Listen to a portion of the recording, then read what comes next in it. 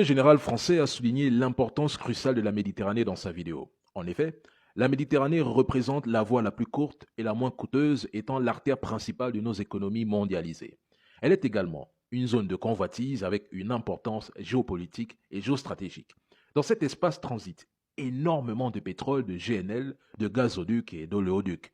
La Méditerranée orientale est le théâtre d'un grand jeu énergétique. Lorsque vous êtes en ligne, comme par exemple je le suis aujourd'hui, et que vous consultez vos emails, que vous diffusez des vidéos sur TikTok ou YouTube, gardez à l'esprit que 97% de vos connexions passent par des câbles sous-marins.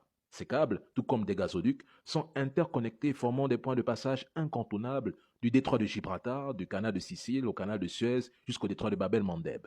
La Méditerranée revêt une importance cruciale sur l'échiquier de la défense antimissile balistique stratégique.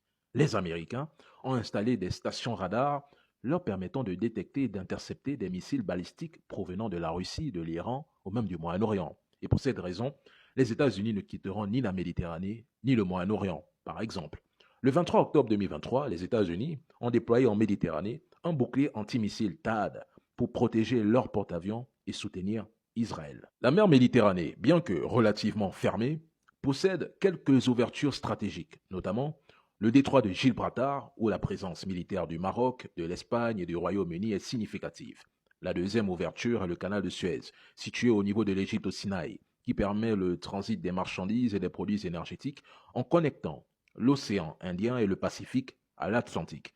C'est un passage obligé pour relier l'Atlantique à la région indienne et pacifique. De plus, la mer Méditerranée offre un accès à la mer Noire via le détroit de Bosphore et le détroit de Dardanelles, contrôlé par la Turquie, qui relie la mer Noire à la mer de Marmara, constituant ainsi un point stratégique crucial pour le contrôle des voies maritimes entre la mer Noire et la mer Méditerranée. La Russie aspire à devenir une puissance européenne mondiale incontestée et sans accès à la Méditerranée, elle demeurera une puissance eurasiatique.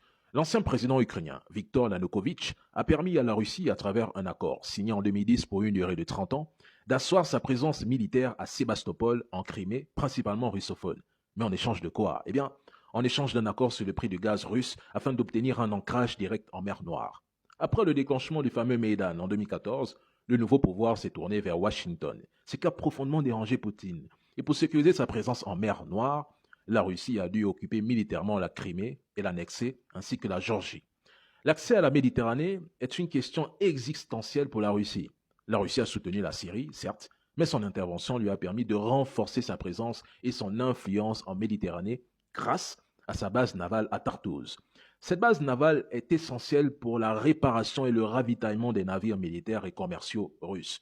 Il manque également le contrôle du port d'Odessa en mer Noire que la Russie souhaite quelque part obtenir car c'est par là que le blé est exporté vers d'autres continents du monde. En Méditerranée orientale, d'énormes gisements gaziers offshore, donc sous-marins, ont été découverts. Par exemple, pour Israël, il s'agit d'une question de souveraineté énergétique. Chypre représente également un enjeu majeur car la Turquie voit à travers Chypre un moyen d'accéder à sa zone économique exclusive afin d'avoir un monopole sur ses richesses. Pour cela, maintenir un contrôle indirect sur la partie nord de Chypre est essentiel pour prétendre au reste de l'île. Même le Liban possède des gisements offshore dans la même zone, sans oublier la bande de Gaza, qui a également sa propre zone exclusive. Et tout cela perturbe, dérange et asphyxie Israël au plus haut point, posant un problème à la perspective d'un État palestinien pour Israël. Maintenant, c'est quoi une zone exclusive? Je vais vous la définir de la façon la plus simple. C'est un espace maritime où vous avez le monopole de vos richesses et cet espace s'étend sur 370 km, soit 200 miles. La Chine, de son côté, a trois ennemis stratégiques. Le Japon, son ennemi historique, l'Inde, rival régional que la Chine cherche à étouffer économiquement et à isoler avec les routes de la soie maritime et terrestre qui passeront par la Méditerranée. Et enfin, les États-Unis d'Amérique. Le bassin méditerranéen est crucial pour la Chine, qui cherche à stabiliser ou contrôler le Moyen-Orient à tout prix pour éviter tout conflit dans cette région et obtenir des appuis sur le bassin méditerranéen. Ainsi, ni la Chine ni la Russie ne déclencheront de guerre au Moyen-Orient. Et ça, je vous l'ai toujours dit. Il est essentiel de comprendre la géopolitique des océans et même des détroits